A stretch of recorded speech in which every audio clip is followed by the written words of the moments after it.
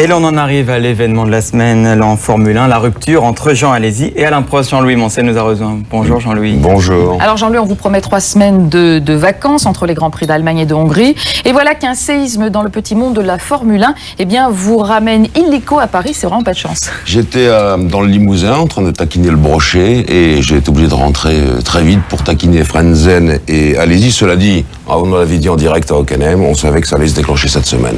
Jean-Louis, mercredi 14h, 2 dépêches tombent. Jean Alesi chez Jordan, Heinz-Harald Frentzen chez Prost. Alors avec vous, on va d'abord revenir sur la fin de l'aventure Alesi-Prost à Montréal. Il y a 2 mois, tout allait bien. 10 juin à Montréal, l'ambiance chez les Bleus est au beau fixe. Jean Alesi vient de marquer 2 autres points avec celui de Monaco, ça fait 3. La saison de l'équipe Prost est en quelque sorte sauvée. Pourtant, Alain Prost se débat toujours dans des difficultés financières terribles. Ainsi, à Manicourt, 3 semaines plus tard, l'AP04 a évolué, mais faute de crédit, Alesi n'a pas pu en prendre le volant au préalable. Aux essais du Grand Prix de France, Alesi estime sa voiture inconduisible et le ton monte entre les 2 parties.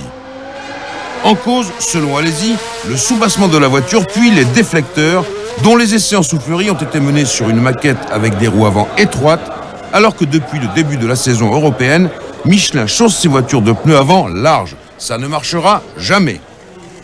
Sachant qu'Alain Prost est mobilisé pour trouver coûte que coûte de providentiels commanditaires afin d'achever la saison, Jean Alesi prend le parti d'alerter lui-même son équipe. Malheureusement, il le fait par voie de presse, ce qui est interdit par son contrat. Le Français ne veut pas passer pour responsable des mauvais résultats de Manicourt. Quelques jours plus tard, à Silverstone, au Grand Prix de Grande-Bretagne, les techniciens de Prost Grand Prix s'aperçoivent de leur erreur et font machine arrière. La voiture retrouve aussitôt un semblant de compétitivité. Mais au lendemain de Silverstone, Alesi reçoit une lettre recommandée lui signifiant qu'il a commis plusieurs fautes professionnelles et qu'il écopera d'une retenue de salaire de 500 000 $. Dès cet instant, Alesi décide de la rupture. Il livre pour les Bleus son dernier Grand Prix à Hockenheim, encore un point après une bataille homérique avec les Benetton Renault. Un Grand Prix où il a tout donné à la Jean Alesi. Puis il coupe les ponts avec Alain Prost et s'en va en claquant la porte. L'histoire est finie. Jean-Louis Moncey, on l'a compris, cette lettre recommandée a touché Alesi en plein cœur. Ça veut dire que dans cette histoire, c'est avant tout le cœur d'Alesi qui a parlé ?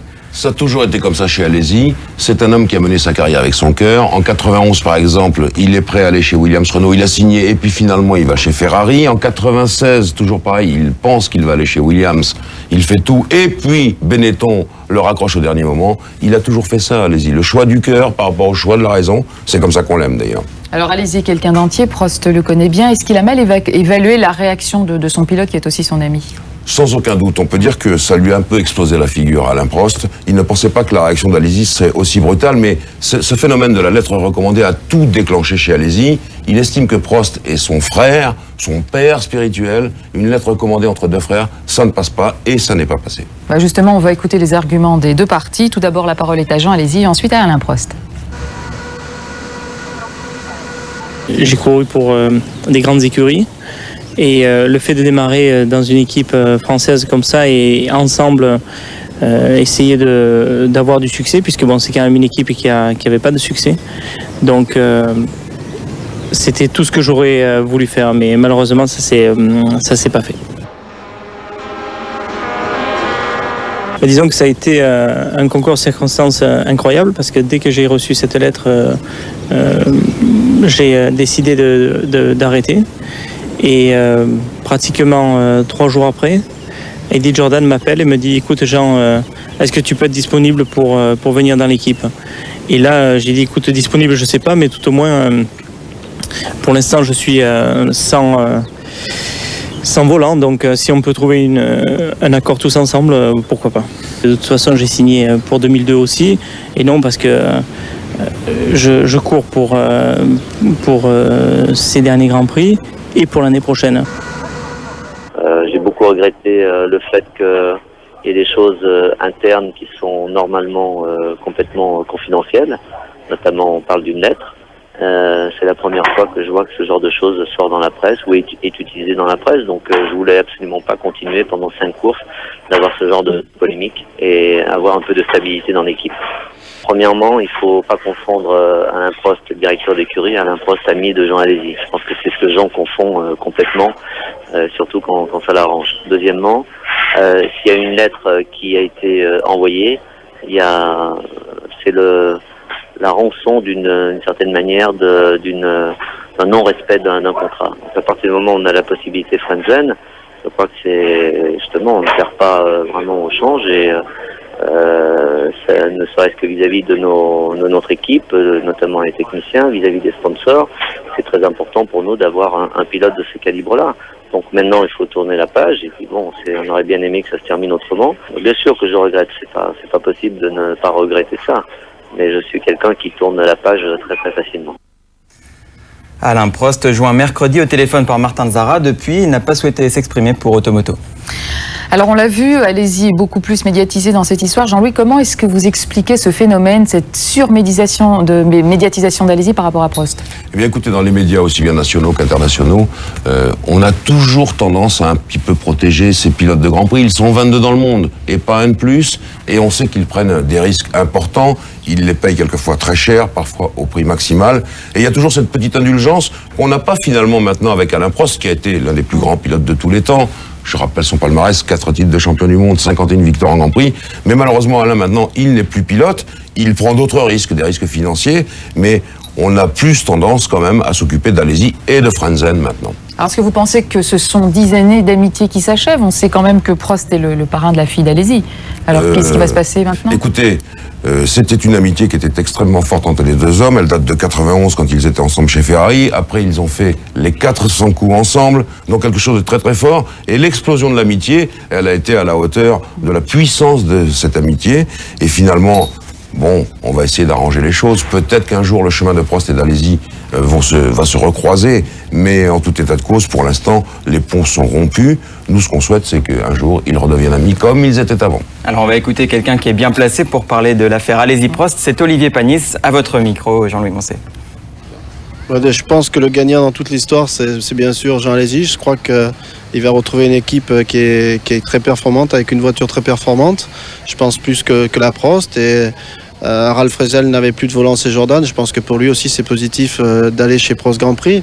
Maintenant, je crois que c'est dommage que ça soit passé comme ça pour entre Jean et Alain, parce qu'ils étaient amis. Et je crois que c'est dommage qu'une amitié se casse et que Jean parte d'un challenge qui était toujours encourageant pour un pilote français de travailler pour Prost Grand Prix. Moi, je l'ai effectué, j'y croyais. Ça s'est mal passé aussi, donc c'est dommage que les deux pilotes français qui en ont activité partent dans des équipes étrangères. Mais pour nous, c'est la meilleure solution au niveau des résultats.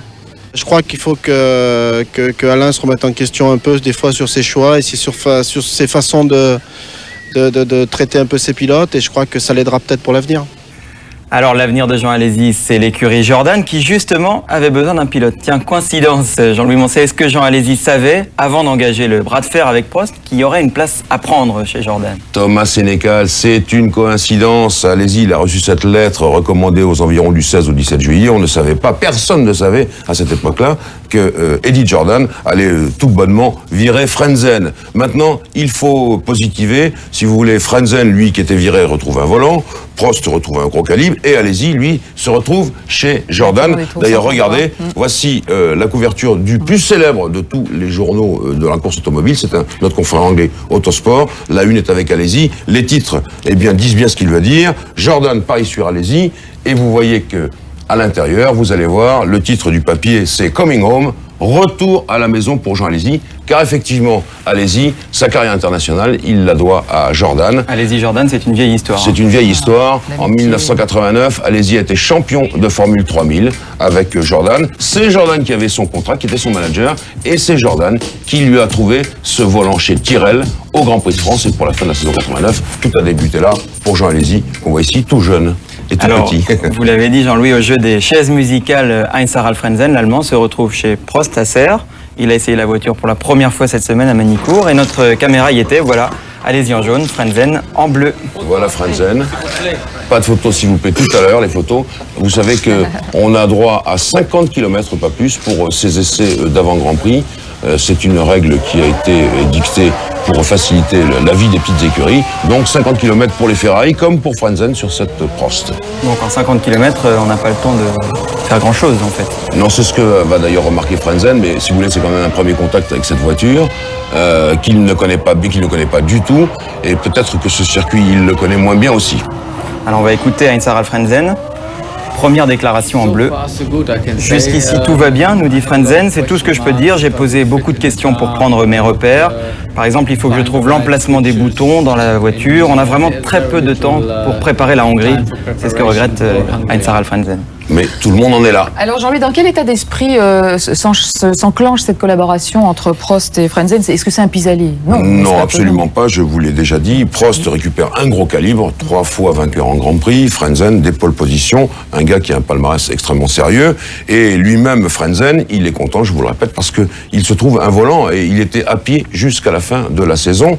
Alors, maintenant... Il n'a pas l'air trop affecté par ce qui se passe entre Prost et chez Prost, on va naturellement positiver, et vous pouvez être sûr que les Bleus, comme on les appelle, vont tout faire pour mettre Frentzen à l'aise avec son nouvel équipier qui est Burti par conséquent. Eh bien, réponse dans une semaine pour le Grand Prix de Hongrie à Budapest. En attendant, les pilotes sont encore en vacances et nous avons joué les paparazzi pour Automoto. Et oui, regardez Isabelle, quelques images. Michael Schumacher partage ses vacances entre sa maison de Suisse et Saint-Paul-de-Vence. Le petit frère est en Autriche dans son château. Quant aux deux Finlandais, Raikkonen et Häkkinen, ils ont préféré bien sagement rentrer chez eux. Raikkonen, originaire d'Espoo, comme le champion du monde des rallyes, Marcus Gronholm. Oh. Les fêtards se sont donné rendez-vous en Méditerranée. Alonso est en Espagne, mais du côté d'Ibiza, ça chauffe. Pour Heidfeld et De La Rosa. À Saint-Tropez, Coulthard, Jos Verstappen. Voilà, Villeneuve et Fisichella, bronze en Sardaigne. Et comme avec Prost, c'est fini, allez-y, est à Capri. Toujours en Italie, il y a Jarno Trulli. Button et Coulthard voguent sur les flots en bateau. Coulthard a aussi été vu du côté de Saint-Tropez. Voilà, et Montoya, le Chicano sans canaille à Miami. La bande des Brésiliens est au Brésil en plein hiver. Voilà, tous les Brésiliens sur les plages du Brésil, Rubens et ses amis. Olivier Panis, lui, se repose à Bandol, entre quelques autographes et sa petite famille. Eh bien, vous avez passé une journée avec lui, Jean-Louis Moncet.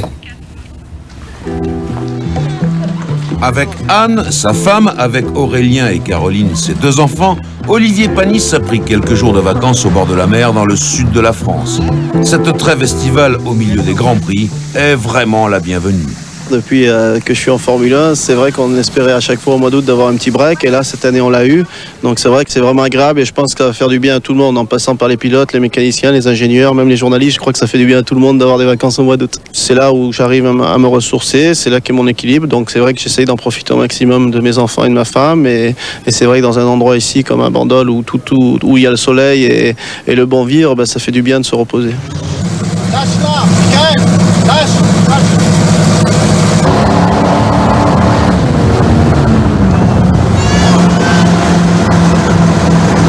Ça faisait longtemps que j'avais envie d'un bateau, mais je voulais un bateau de sport. Je ne suis pas très passionné par les bateaux d'habitation. Donc c'est un bateau bien sûr de sport de 36 pieds, donc de 11,50 mètres avec deux moteurs de 425 chevaux chacun, qui sont des V8 Mercruiser. Donc on sort de la Formule 1 pour rester dans les moteurs et le bruit. Mais bon, c'est ce qui me passionne, donc j'essaye d'en profiter. Je fais attention parce que c'est vrai qu'il y a beaucoup de trafic en mer malgré tout. C'est assez même étonnant. Mais bon, quand on peut s'amuser, c'est quelque chose qui est très facile à conduire. Il y a un volant, une poignée de gosse, donc ça que je connais assez. Donc j'arrive à maîtriser, surtout en sautant les vagues. Je suis prudent parce que la nature, c'est quelque chose qui m'a toujours un peu fait peur. Je crois qu'il ne faut pas jouer avec la nature. Donc je sors vraiment en mer quand il fait beau et qu'il y a mer d'huile pour en profiter. Parce que je ne suis pas très passionné de la tempête et des grosses vagues.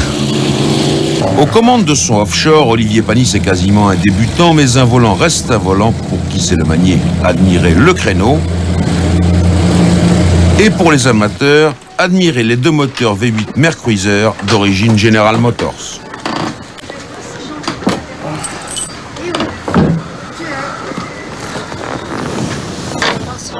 Pour Olivier, cette petite trêve des vacances familiales, c'est également le temps des copains. Naviguer, mais aussi rire, paresser, traîner au restaurant, autant de choses qui ne sont pas dans les habitudes du Grenoblois. Ici à Bandol, Olivier est chez lui, sa popularité bon enfant ne se dément pas.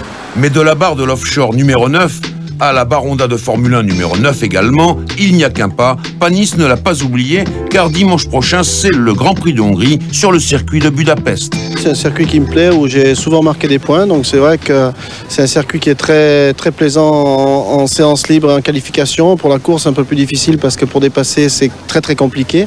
Malgré tout, ça reste un circuit où il faut être à l'arrivée pour marquer des points, parce que l'erreur est très facile. Olivier Panis aura un atout dans sa manche, une Baronda modifiée, c'est-à-dire spécialement adaptée à ce circuit de Budapest. Voilà, sur ces belles cartes postales, notre émission s'achève. La semaine prochaine, retour des stars de la Formule 1 et retour dans ce fauteuil de Marc Minary. Voilà, nous vivrons avec un intérêt certain, vu l'actualité, le Grand Prix de Hongrie, avec un paddock, on l'espère, un peu plus cool. Bonne journée à tous. Tout de suite, c'est Téléfoot. Au revoir Jean-Louis. Au revoir Jean-Louis. Au revoir. Bon dimanche à tous. Ciao. Au revoir.